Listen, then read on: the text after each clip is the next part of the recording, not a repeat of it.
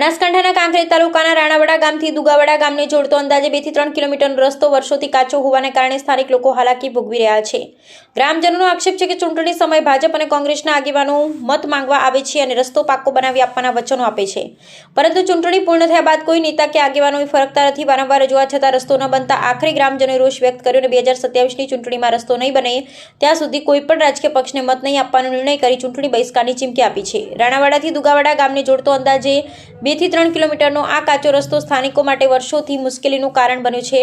ખાસ કરી ચોમાસા દરમિયાન રસ્તા પર પાણી ભરાઈ જતા અવરજવર સંપૂર્ણપણે મુશ્કેલ બની જાય છે। રાણાવાડા ગામના 100 થી વધુ વિદ્યાર્થીઓ દુગાવાડા તરફ આવેલી મોડર્ન સ્કૂલ સહિતની શાળાઓમાં અભ્યાસ માટે જાય છે। ચોમાસામાં રસ્તો બંધ થઈ જતા વિદ્યાર્થીઓને અંદાજે 8 કિલોમીટરનો ફેરો કરી જવું પડે છે। ગ્રામજનોના જણાવ્યા મુજબ વૈકલ્પિક માર્ગ પર પણ અવારનવાર અકસ્માત સર્જાતા વિદ્યાર્થીઓની સુરક્ષાને લઈ ચિંતા રહે છે। સ્થાનિકોનો આક્ષેપ છે કે ભાજપ અને કોંગ્રેસના નેતાઓ ચૂંટણી સમયે રસ્તો પાકો બનાવવાના વચનો આપે છે, પરંતુ ચૂંટણી બાદ સમસ્યાનું નિરાકરણ આવતું નથી।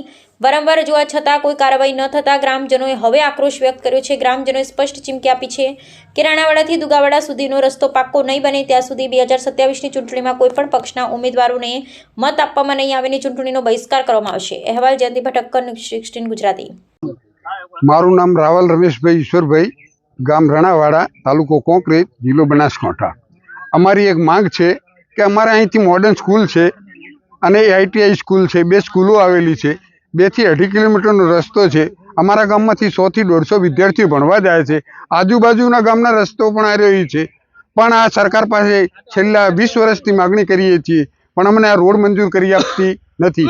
અમારા કોંગ્રેસ અને ભાજપના 2 ધારાસભ્યો બની ગયા, પણ એકે ધારાસભ્ય હજી સુધી આ માંગને સાંભળી નથી। જો હવે પછી નહીં વળે તો અમે ભાજપ કે કોંગ્રેસ નહીં કરીએ, પણ સંપૂર્ણપણે ચૂંટણીનો બહિષ્કાર કરીશું એવી અમારી ગામની માંગ છે।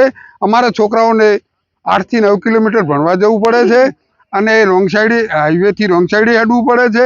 વચમાં કટ નથી, તેના કારણથી રોંગ સાઈડે હેડવું પડે છે અને રોંગ સાઈડે હેડવું પડે છે એટલે બીક લાગે છે અને છોકરા ઘરેથી બોનું કાઢી અને રસ્તામાં બેસી રહે છે, નિશાળે જતા નથી, છોકરાનું ભવિષ્ય બગડે છે।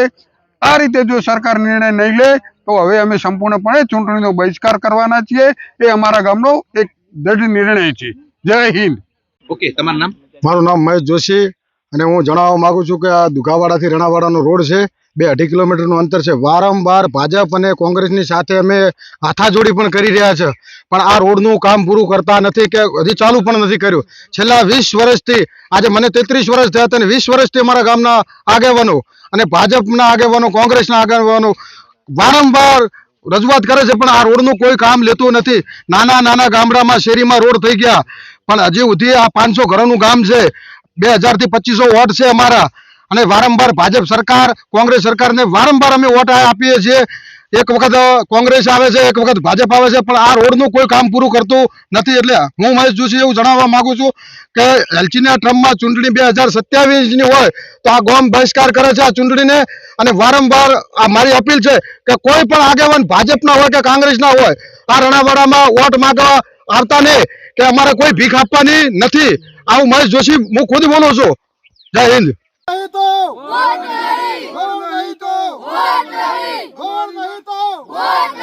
हमारी मांगे पूरी करो, हमारी मांगे पूरी करो, हमारी मांगे पूरी करो। रोड नहीं तो वोट नहीं, रोड नहीं तो वोट नहीं, रोड नहीं तो वोट नहीं। हमारी मांग पूरी करो, हमारी मांग पूरी करो, हमारी मांग पूरी करो।